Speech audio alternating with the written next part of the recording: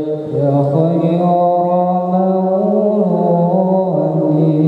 بمكة قد أتى يا خير مولود بمكة قد أتى دلت جيبتي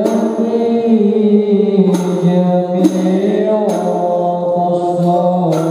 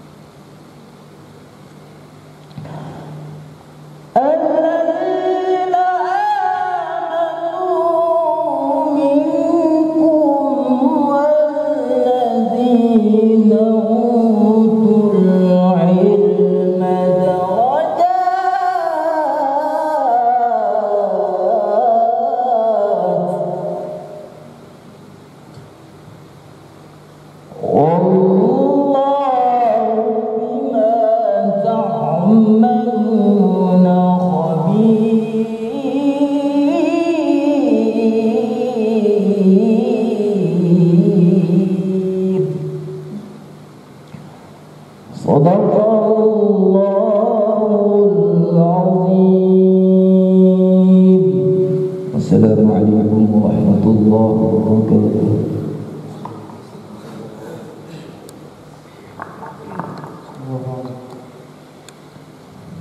Assalamualaikum warahmatullahi wabarakatuh. Alhamdulillahirabbil alamin, wassalatu wassalamu ala asyrafil anbiya'i wal mursalin sayyidina maulana Muhammad wa ala alihi wa sahbihi ajma'in. Alhamdulillah, kita memanjatkan puji syukur kehadirat Allah Subhanahu wa taala yang mana berkat rahmat, taufik dan hidayahnya lah kita dapat berkumpul di masjid yang mulia ini dalam rangka pembelajaran kajian tafsir Al-Qur'an yang ke-9. Salawat serta salam tak lupa kita haturkan kepada junjungan Nabi kita Nabi besar Muhammad sallallahu alaihi wasallam. Semoga kita termasuk golongan yang mendapatkan syafaat beliau di yaumul qiyamah nanti. Amin ya rabbal alamin. Baik, dalam kajian tafsir kita hari ini akan bertemakan Al-Quran dan integrasi ilmu. Baik, untuk mempersingkat waktu, marilah kita dengarkan dengan baik ilmu yang akan disampaikan oleh Ustaz Nur Hidayat. Kepada beliau kami persilakan.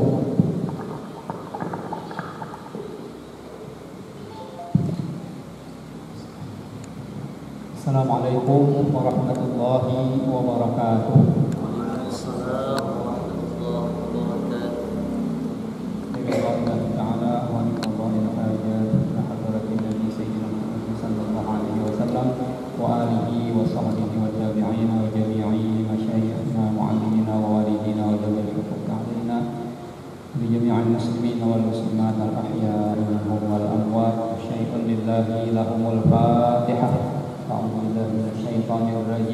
Bismillahirrahmanirrahim.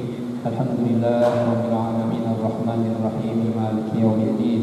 Iyyaka na'budu wa iyyaka nasta'in. Ihdinas siratal mustaqim. صراط الذين أنعمت عليهم غير المغضوب عليهم ولا الضالين آمين. بسم الله الرحمن الرحيم. الحمد لله رب العالمين. الصلاة والسلام على أشرف الأنبياء والمرسلين سيدنا مولانا محمد وعلى آله وصحبه أجمعين. أما بعد. رب اشرح لي صدري ويسر لي أمري واحلل عقدة من لساني يفقهوا قولي. Alhamdulillah wa syukurillah. Di pagi menjelang siang hari ini kita bisa berjumpa, kita bisa berkumpul di majelis yang mulia ini, di tempat yang diberkahi oleh Allah Subhanahu wa taala. Salawat serta salam semoga senantiasa tercurah kepada junjungan kita Nabi besar Muhammad sallallahu alaihi wasallam serta keluarga, sahabat dan juga mudah-mudahan kepada pengikutnya hingga akhir zaman nanti. Pada pertemuan kali ini kita akan berbincang-bincang tentang Islam atau Islam dan integrasi ilmu. Ini salah satu isu yang masih terus menjadi perhatian terutama di kampus kita. Sampai-sampai ada mata kuliah pengantar integrasi ilmu ya. Karena memang ketika IAIN berubah statusnya atau ditingkatkan statusnya menjadi UIN, Universitas Islam Negeri itu, maka persoalan pertama yang menjadi perhatian para pengusulnya adalah terkait dengan bagaimana mengintegrasikan ilmu-ilmu keislaman ini dengan ilmu-ilmu yang selama ini dikategorikan sebagai ilmu-ilmu umum. Itu persoalan, itu yang menjadi dasar. Jadi sejak awal ketika dirancang akan ditingkatkan menjadi universitas yang akan mengkaji bukan hanya ilmu-ilmu syariah, ya, ilmu fikih, ilmu tentang faraid, misalnya ilmu tentang keimanan, tentang teologi, ilmu syariah namanya, Al-Quran, hadis, tetapi juga mengkaji ilmu-ilmu umum. Maka bagaimana ini? Apakah terpisah hanya tempatnya saja jadi UIN, hanya tempatnya saja di kampus kita, tetapi jalan masing-masing? Apakah seperti itu? Tentu tidak begitu yang diinginkan, ya. Tidak itu yang diinginkan. Allah Subhanahu wa taala menciptakan langit dan bumi dengan segala isinya. Ini tidak sia-sia, ya. Semuanya merupakan tanda kebesarannya. Semuanya menghantarkan kepada kita semua agar menyadari Allah sebagai Tuhan yang Maha Kuasa, Allah yang Tuhan yang paling patut disembah. Sama sebenarnya tujuan ketika ayat Al-Quran itu diturunkan. Jadi sama-sama ayat, ya. Baik melalui Al-Quran, baik melalui ayat-ayat tauliyah, ayat Al-Quran yang diturunkan kepada Rasul, disampaikan oleh Nabi, diterima oleh umatnya, petunjuknya, hasil akhirnya sebenarnya sama dengan ayat-ayat yang diciptakan oleh Allah dalam bentuk ciptaannya yang lain, makhluk yang lain, alam semesta ini. Jadi hasil yang dicapai sesungguhnya diinginkan sama. Karena sama sumbernya, sama asal usulnya, baik Al-Quran ini bersumber dari Allah maupun alam semesta ini juga dari Allah Subhanahu wa taala penciptanya, maka tidak patut salah satunya, mereka yang mempelajari salah satunya mengklaim dialah yang paling mungkin bisa sampai kepadanya, ya. Hanya melalui satu jalan saja, hanya melalui jalur wahyu saja bisa sampai. Itu tidak benar. Jadi baik melalui ayat-ayat kauniyah, ayat-ayat ciptaannya yang ada tersebar di alam semesta ini, maupun ayat-ayat qauliyah, belajar ilmu-ilmu syar'iyah, maka sama hasilnya, mestinya begitu. Tidak ada yang boleh mengklaim dialah yang paling islami. Nah, contoh yang lebih sederhana lagi. Di antara kita barangkali ada yang alergi, dalam tanda kutipnya alergi, ketika menggunakan kalender syamsiyah, kalender yang di atas didasarkan pada peredaran matahari.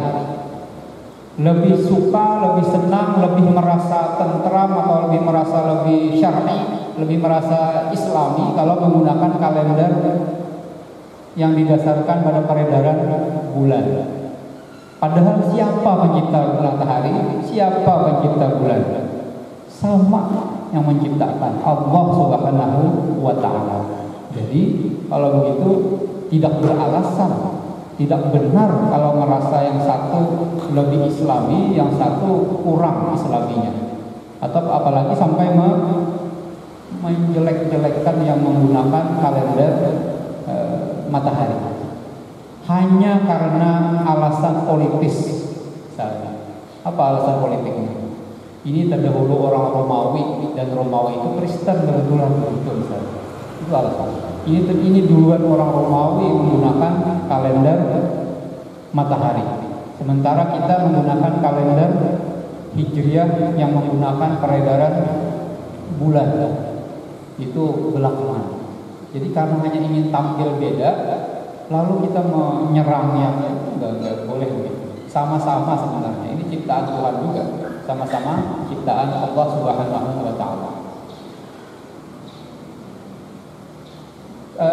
Beberapa minggu rasanya ada kawan-kawan kita dari LPPK menanya saya, ini ayatnya apa yang relevan kira-kira, mungkin tadi apa yang relevan untuk dibaca hari ketika bicara tentang integrasi ilmu dalam Islam ini.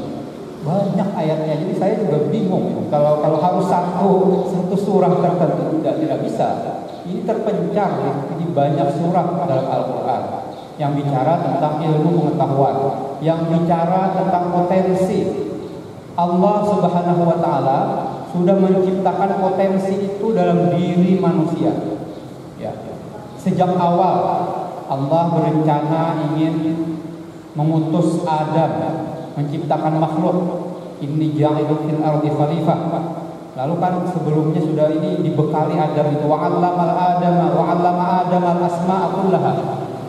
Adam dibekali ilmu pengetahuan tentang, kalau diartikan letterlek, nama-nama keseluruhannya. Tsumma 'aradahum 'alal malaikat. Kemudian Allah mengujikannya kepada malaikat. Malaikat kan tidak diajari semuanya, dia tidak bisa menjawab itu. Ambiuni bi asma'i kulliha. Lalu malaikat bilang, ya kami tidak punya la ilma lana illa ma 'allamtana innaka antal alimul hakim. Nah, baru perintah untuk menuntut ilmu, perintah untuk membaca, perintah untuk belajar merupakan ayat pertama yang diturunkan dalam surah Iqra, ya, surah Al-Alaq. Iqra bismi rabbikal ladzi khalaq, khalaqal insana min 'alaq. Nah, di surah Iqra sendiri, surah Al-Alaq ini, Iqra tidak disebutkan apa yang harus dibaca. Nabi, ada satu riwayat yang mengatakan ma'ana biqari'in, ada yang menyatakan begitu. Saya tidak pandai membaca, saya bukan pembaca. Saya sebelumnya bukan orang yang membaca. Ada juga riwayat yang lain, ma'aqra'u, apa yang saya baca? Karena Jibril tidak bawa apa-apa, ayat Quran itu turun bukan dalam bentuk lembaran dibawa oleh malaikat, bukan dalam bentuk helai kertas begitu, tidak begitu. Tidak. Jadi apa yang mau dibaca? Nah, para mufassir antara lain menjelaskan ketika tidak disebutkan maf'ulnya ini, ketika tidak disebutkan objek yang dibaca, maka ini bermakna semuanya itu menjadi objek bacaan sebetulnya. Semuanya menjadi objek yang harus diperhatikan, yang dibaca, diteliti, dipelajari. Semua apa ya kaitannya dengan yang diciptakan oleh Allah. Bismi rabbikal ladzi khalaq, yang diciptakan. Al-khalaq ay al-khalaiq. Jadi semua yang diciptakan itu merupakan objek bacaan. Nah, kalau begitu apa yang diciptakan? Luas sekali. Luas sekali. Mulai dari yang nampak dan yang tidak tampak.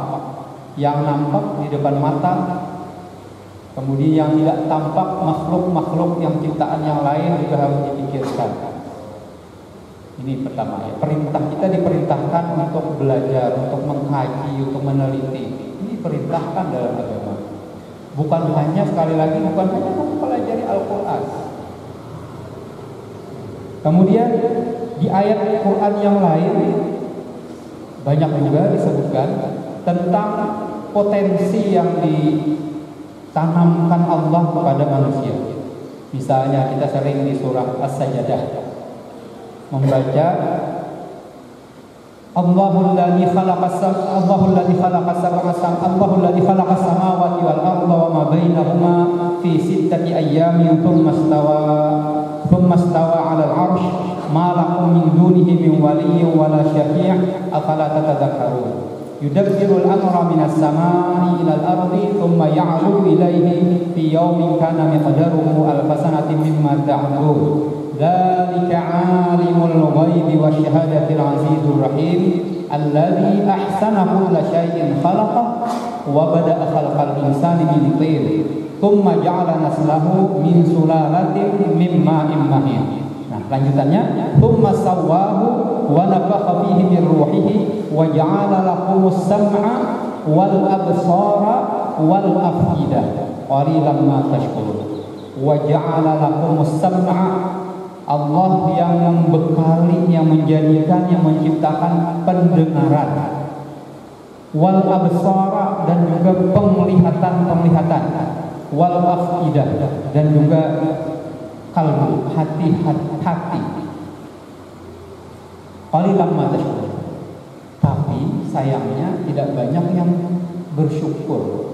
Sudah dibekali kemampuan mendengar. Untuk apa kita berdengar? Ya, untuk belajar. Belajar kalau mendengar berarti itu yang dipelajari pasti sudah ada itu. Mempelajari tentang pengalaman orang lain, pengalaman umat terdahulu, pengalaman bangsa-bangsa yang terdahulu, belajar sejarah, mendengar informasi dari orang lain, ya. Kemudian wal absara, penglihatan. Nah, kalau ini bisa belajar seorang ini, mengamati fenomena semua makhluk yang diciptakan Allah. Absara wal afidah, dan juga menggunakan potensi akal, potensi hati. Semuanya mesti digunakan, semuanya mesti dimaksimalkan potensi ini. Dalam tafsir Pak Quraisy sedikit disinggung terkait kenapa ketika sama itu digunakan dalam bentuk mufrad, wal absara bentuknya jamak, al-afidah juga wal afidah juga jamak. Disinggung, dijelaskan di bagian ketika menafsirkan surah An-Nahl, beliau menyebutkan antara lain sam'a, kenapa bentuknya mufrad? Karena yang didengar itu biasanya satu arah, satu aspek. Pendengaran tidak mungkin berbeda-beda. Informasi yang didengar itu biasanya sama begitu. Sementara kalau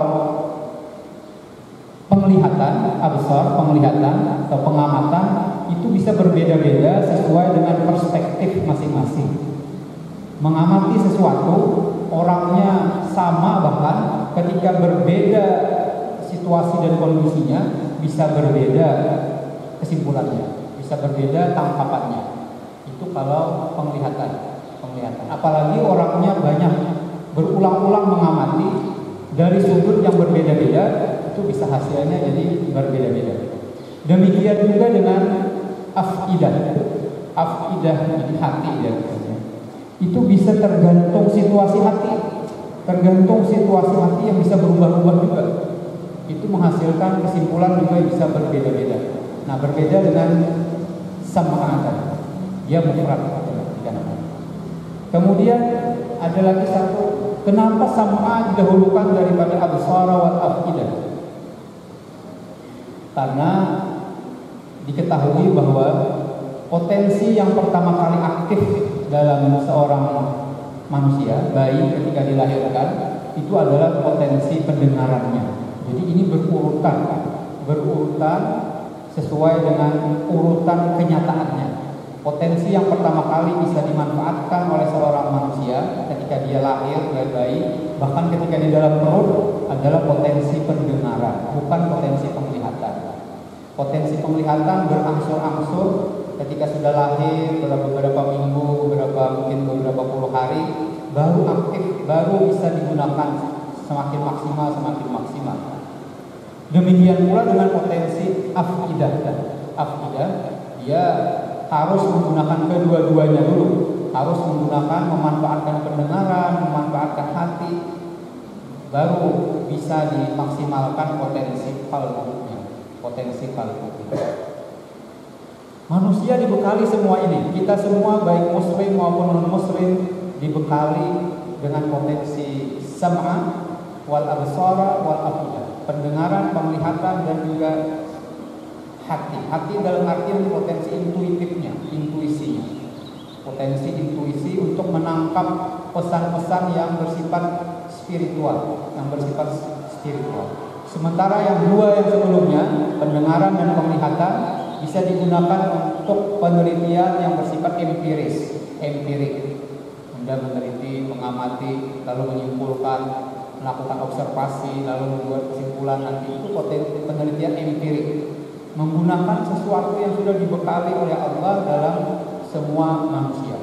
Nah, kalau begitu, kalau ini Allah yang menciptakan ini, nanti tentu tidak akan disalahkan kalau kita menggunakannya. Memang disuruh untuk memanfaatkannya, memang disuruh untuk memanfaatkan semaksimal mungkin. Tidak mungkin ini dibiarkan tidak berguna. Misalnya cukup dengan Quran saja, tidak usah gunakan potensi penglihatan, potensi akal, hati, gak usah lagi, karena sudah ada kitab nih kita di tangan. Pasti nggak benar pikiran begitu. Jadi kawan-kawan yang belajar ilmu-ilmu untuk yang menggunakan pendekatan empirik selama ini, memang diperintahkan. Memang Allah yang menyuruh, kita dibekali kemampuan untuk itu. Jangan dibiarkan dia lumpuh, jangan dibiarkan dia tidak berguna, sia-sia. Jangan dibiarkan tidak berguna. Nah, di dalam Al-Quran bukan hanya dijelaskan tentang potensi ini, potensi terkait dengan yang dimiliki oleh semua manusia, tetapi juga diperintahkan untuk melakukan pengamatan, penelitian, mempelajari umat-umat terdahulu. Untuk apa? Berarti apa itu kalau umat terdahulu? Belajar sejarah, belajar ilmu sejarah, belajar ilmu sosiologi, bagaimana masyarakat terdahulu, umat-umat terdahulu, bangsa-bangsa itu bisa maju, bisa runtuh. Apa penyebabnya? Itu disuruh kita di dalam Al-Quran, perintah oleh Allah. Artinya belajar ilmu sosiologi, belajar ilmu sosiologi juga, ilmu sejarah juga, semua diperintahkan. Belum lagi ilmu-ilmu yang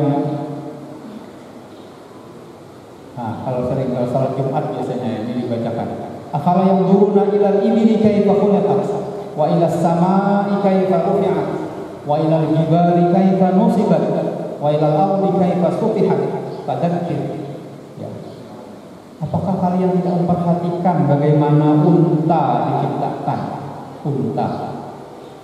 Ilmu apa kira-kira kalau ini? Terkait makhluk hidup, biologi ya. Disuruh kok untuk belajar itu. Wa ilas samaa'i kaifa rufi'at. Langit dan segala lapisannya astronomi, suruh juga. Jibali kaifa nusibat, gunung bagaimana dia diciptakan, gunung, batu-batuan, geologi, ya, suruh juga belajar juga. Apa kalau begitu? Tidak bisa mengklaim bahwa hanya ini yang Islami, karena ini juga diperintahkan. Perintah untuk membaca Al-Quran sudah jelas. Ayat dan baru ayat ini untuk kita mentadabburi ayat Quran itu sudah jelas diperintahkan. Tapi ternyata ayat-ayat kauniyah, ayat-ayat yang ada di sekitar kita, baik masyarakat tadi berupa masyarakat umat-umat terdahulu, sosiologi, sejarah juga, bahkan psikologi, ya, bahkan psikologi pun termasuk yang diperintahkan untuk dipelajari. Nah, kalau begitu, kalau sudah disuruh, masa kalau disuruh dianggap salah? Masa kalau sudah disuruh dianggap ini tidak bernilai? Nah, sekarang bagaimana menentukan bahwa ini bernilai atau tidak? Ini bernilai atau tidak? Kalau sudah sama-sama diperintahkan mempelajari Al-Quran, mentadabburi ayatnya itu diperintahkan.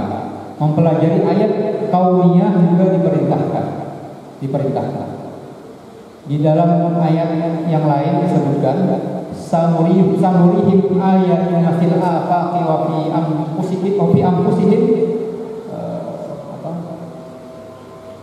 hatta yatabayyana lahum annahu al-haq. Sanurihim ayatina fil afaq. Kami akan perlihatkan ayat-ayat kami di segala penjuru. Bahkan wa fi anfusihim, bahkan di dalam diri mereka. Ini dibilang isyarat tentang mempelajari ilmu-ilmu psikologi, ilmu-ilmu termasuk biologi juga, bahwa tanda-tanda kekuasaan Allah itu bukan hanya ada yang di luar diri kita, bahkan di dalam diri kita pun ada, sampai nanti jelas, sehingga hatta yatabayyana lahum annahu al-haq, bahwa dia adalah maha benar, dia adalah benar. Jadi kalau sampai pada kesimpulan mendekatkan diri kepada Allah, maka itulah tujuan kita belajar. Ini bedanya. Ini yang menjadi garis penentu, ya, garis penentu. Kalau mempelajari sesuatu itu tidak mendekatkan kita kepada Allah, maka dia tentu akan dianggap bernilai duniawi semata-mata, duniawi saja. Tapi kalau mempelajari baik yang bersifat kauniyah tadi maupun ayat-ayat kauniyah, sudah Al-Quran ini yang dipelajari, kalau itu akan mendekatkan diri kepada Allah, mendatangkan kita rasa takut kepada Allah, kemudian berharap hanya kepada Allah, maka itu bernilai ilmu itu. Itu sesuatu yang berharga. Tapi kalau sebaliknya bikin lupa kepada Allah karena belajar tadi, meskipun ini sudah dianggap sebagai sesuatu yang bersumber dari Allah, walaupun itu Al-Quran, sekali lagi, kalau justru menjauhkan kita kepada Allah, ini tidak bernilai namanya. Tidak Islami gitu. Tidak berislami. Ya, ini barangkali sebagai pengantar apa yang kita bicarakan pada pagi hari ini. Silakan ada yang ingin dikomentari, yang ingin ditanyakan terkait kesatuan ilmu sama-sama bersumber dari Allah Subhanahu wa Ta'ala. Bahwa mempelajari apapun objek ilmu pengetahuan sesungguhnya bisa menghantarkan kepada sumbernya. Sumbernya apa? Sumbernya yaitu Dia yang Al-Alim. Ilmu bersumber dari Dia, Al-Alim. Ilmu pengetahuan menyampaikan kepada yang menjadi sumbernya, yaitu Allah yang Maha Mengetahui. Mestinya seperti itu. Demikian. Alhamdulillah, terima kasih kepada Ustaz Hidayat atas penyampaian yang luar biasa. Yang dapat kita simpulkan bahwa Al-Quran dan generasi ini sangat berkaitan terhadap ilmu dalam Al-Quran dalam terjemah Al-Quran tersebut. Dan kemudian kita dalam baca Al-Quran ini kita baca dengan rasa takut kepada Allah Subhanahu wa taala, dan jika sebaliknya jika kita membaca Al-Qur'an dengan menjauhkan kita kepada Allah, maka itu tidak bernilai. Dan ini saja kesimpulan yang harus saya sampaikan. Kemudian silakan jika ada yang ditanyakan, silakan angkat tangannya.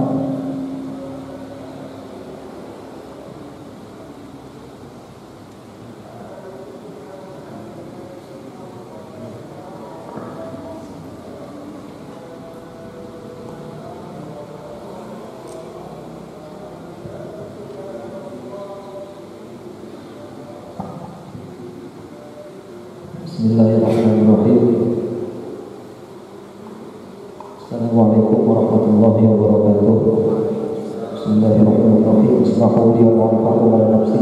Bismillahirrahmanirrahim. Muhammad Azhar Musaddi Tunatuna di Azhar Adrusu bi kulliyati syariah wa qismi ahwal syakhsiyah. Su'ali wa qala Allah ta'ala fil Qur'anil Karim yarfa'illahu alladhina amanu minkum wal ladhina utul ilma darajat. Nah, jadi yang dimaksud yang ditinggikan Allah Ta'ala itu apakah orang yang ilmu agama saja, atau ilmu umum yang lainnya, atau ilmu umum yang bermanfaat? Nah, itu yang pertama. Yang tadi yang kedua, ada seseorang yang berceramah itu. Jadi dari sini gak apa kita belajar ilmu itu aja, ilmu dunia aja itu ya. Yang ia itu ilmu akhirat ya, saya tauhid, fikih, tasawuf itu. Nah, jadi kita tuh kayak dilarang itu pelajari matematika dan sosiologi dan lain-lainnya. Padahal kan matematika itu juga berfungsi besar ilmu faraid kayak waris, misalnya lagi kayak ilmu falak, fisika, astronomi. Nah, jadi bagaimana pendapat Ustaz tentang orang yang menyebutkan seperti itu? Ya, terima kasih.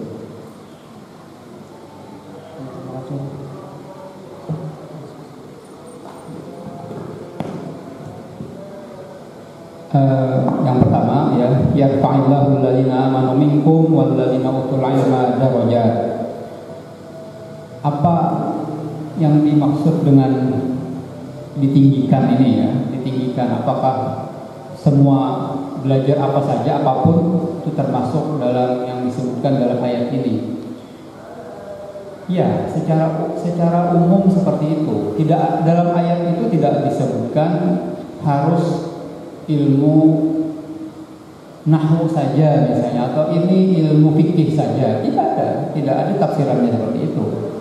Yang disebutkan adalah awalnya iman, yarfa'illahu alladziina aamanu minkum. Allah akan meninggikan orang-orang yang beriman di antara kalian. Walladzi, dan orang-orang yang diberikan ilmu pengetahuan, beberapa derajat. Tidak ada pembatasan bahwa yang dimaksud adalah harus ilmu qiraat misalnya, atau ilmu tajwid misalnya. Tidak ada. Masa kita mau bangga baru belajar ilmu tajwid saja, padahal banyak lagi ilmu yang lain? Tidak bisa. Itu jelas bahwa itu tidak dibatasi. Dan yang ditinggikan oleh Allah ini juga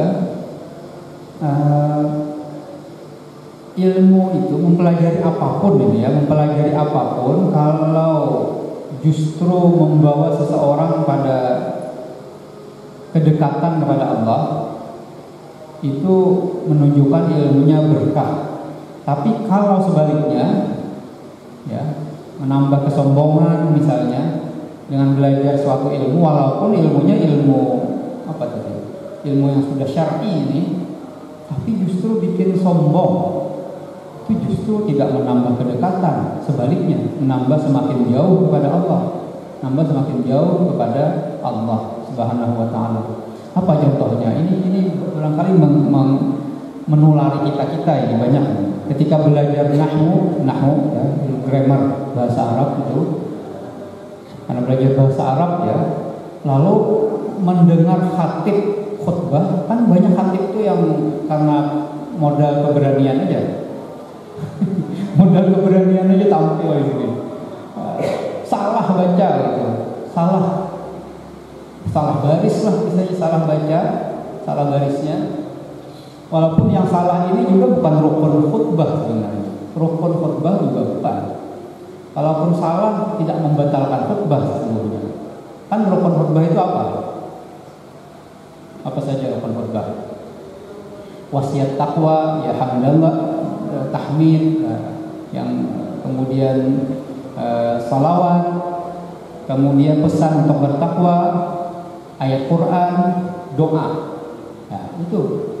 Kalau ada yang salah bahasa Arabnya yang tidak masuk dalam 5 rukun ini, itu enggak masalah sebenarnya. Apalagi yang disuruh kebaikan juga. Inti pesannya kan nyuruh untuk kebaikan juga, meninggalkan yang dilarang, mengerjakan yang diperintahkan.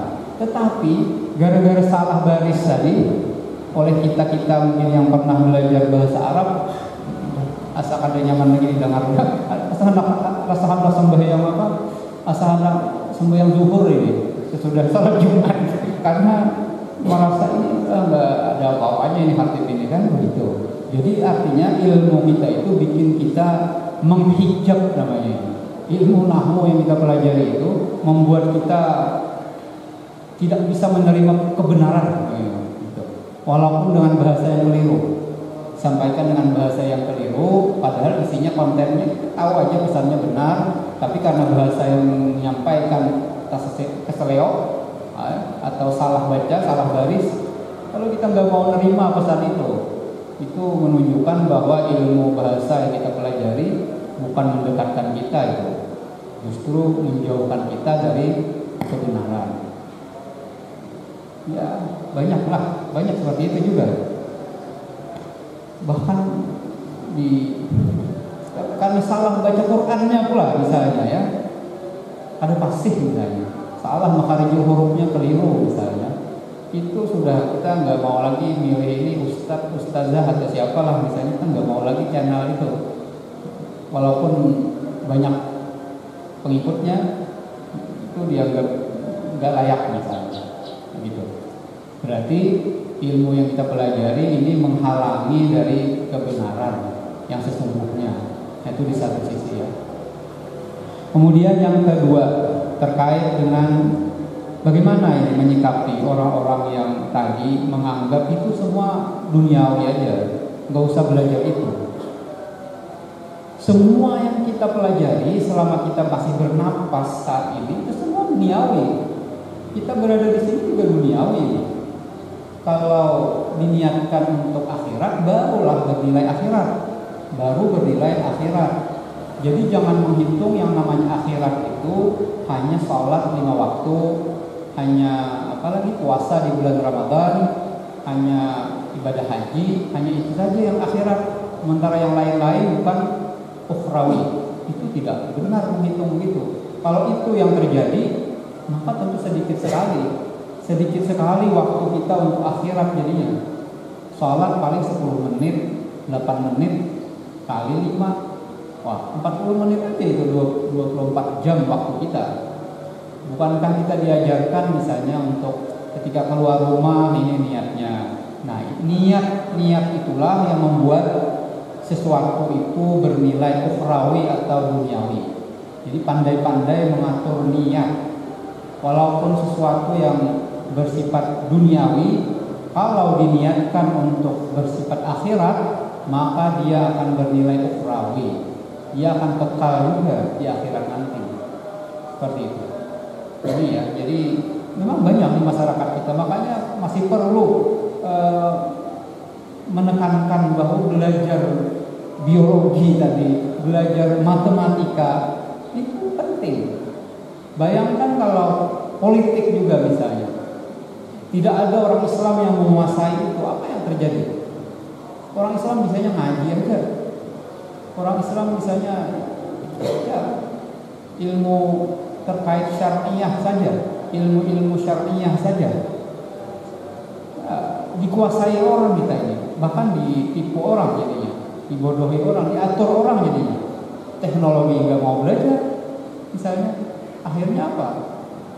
Ya, walaupun banyak uang, akhirnya sama orang lain yang mengendalikan kita bayar orang jadinya. Ya, anggaplah Saudi Arabia saat ini punya banyak uang, tapi apa?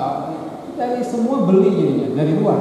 Semua dari memanfaatkan dari yang dihasilkan oleh orang lain.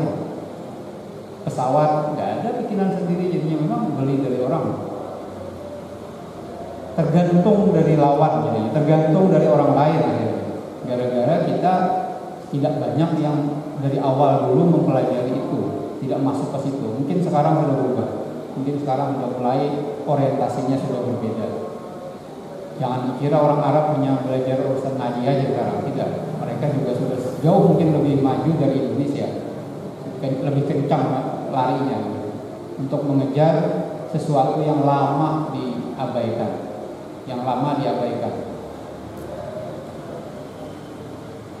Dalam di abad pertengahan, Ibnu Rushd itu pernah juga sudah menulis kitab yang membahas tentang integrasi antara agama dengan filsafat. Meyakinkan masyarakat bahwa filsafat itu bukan sesuatu yang terpisah, bukan sesuatu yang tidak ada gunanya. Ada judul kitab beliau Al-Faslul Maqal ma bainad dini wal falsafati fi taqriri ma bainad dini wal falsafati min al-ittisal. Penjelasan yang tuntas, penjelasan yang jelas tentang hubungan antara agama dengan filsafat, itu intinya.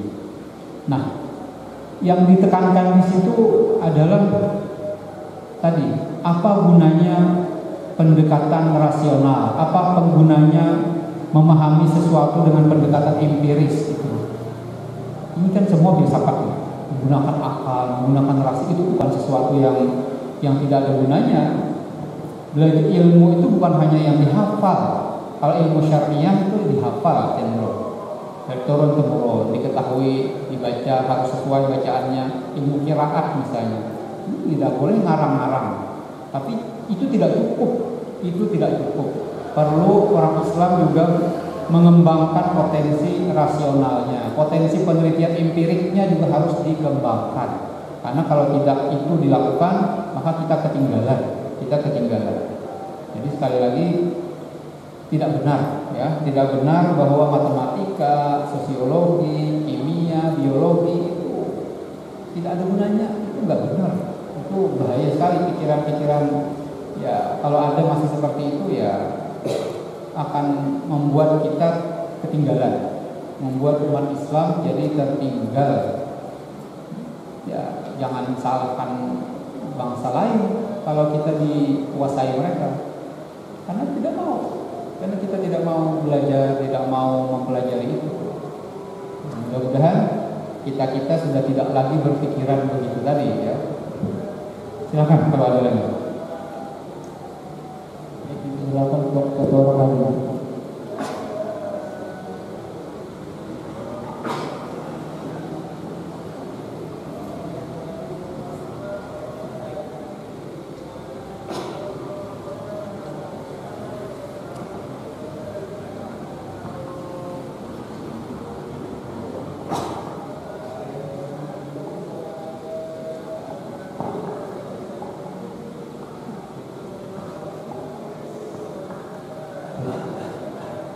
Assalamualaikum warahmatullahi wabarakatuh.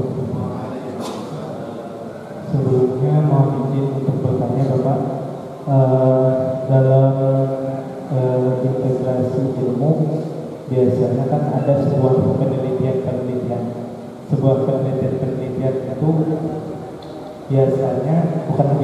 mungkin ada terkadang misalnya kayak fisika mungkin atau ya penciptaan langit yang berkenaan dengan astronomi, ada sebuah penelitian yang mungkin tidak berkesesuaian dengan Al-Quran. Nah, pertama itu bagaimana cara kita menyikapinya, karena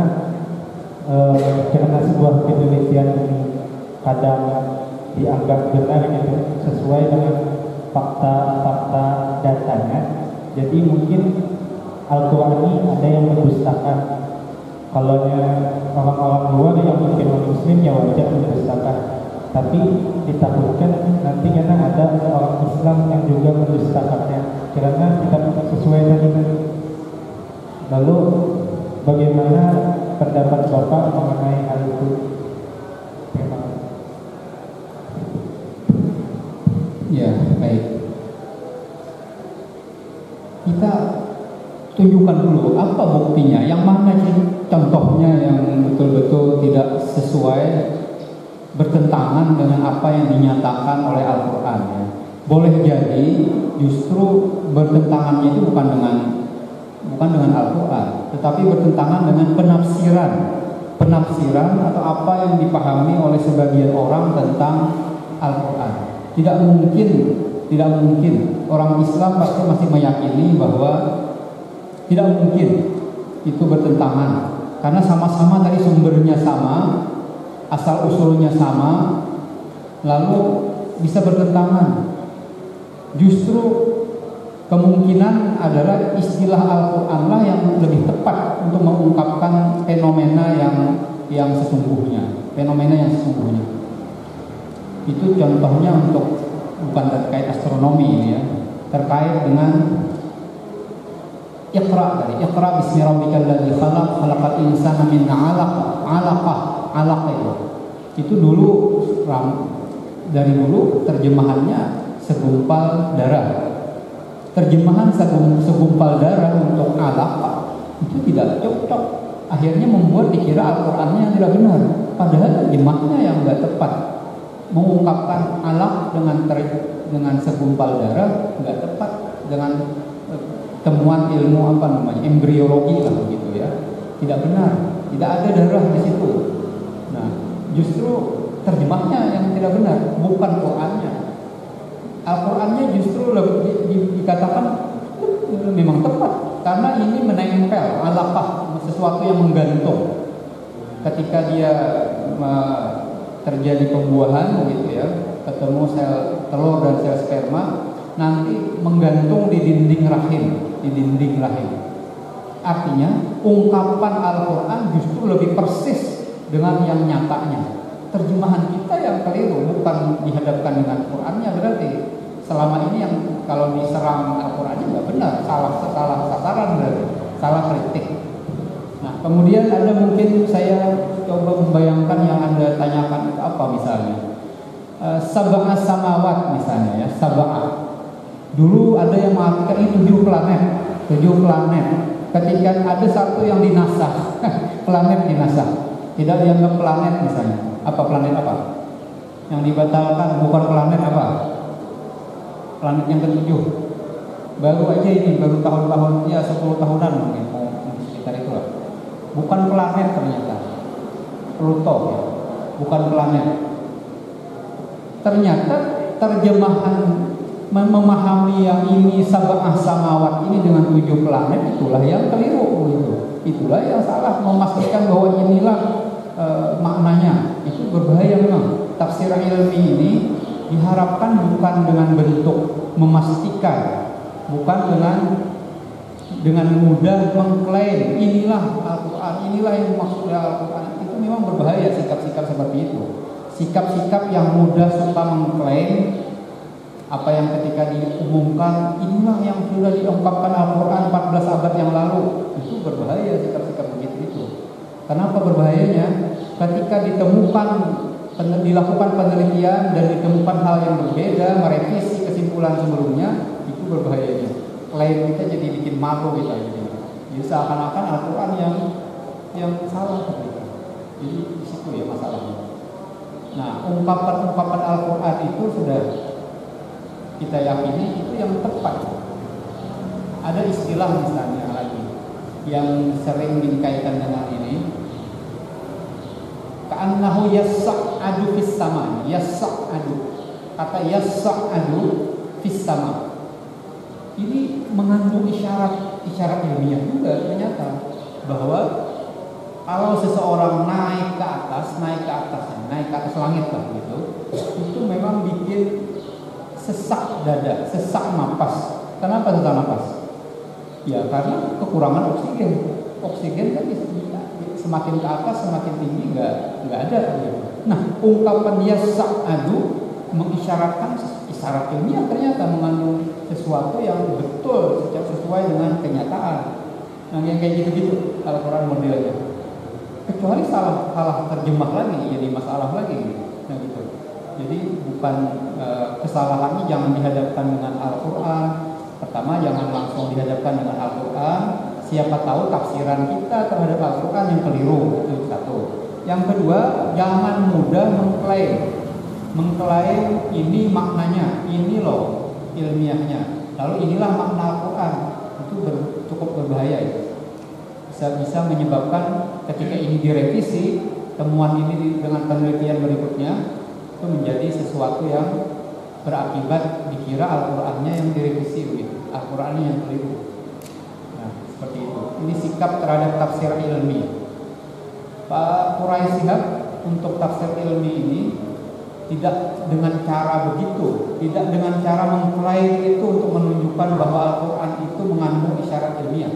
Tidak begitu caranya. Cukup kata beliau dengan mengungkapkan bahwa Al-Quran tidak menghalangi orang untuk bahkan mendorong untuk melakukan penelitian, mendorong umat Islam, mendorong umat manusia, bahkan menantang umat manusia untuk memaksimalkan potensi yang mereka miliki.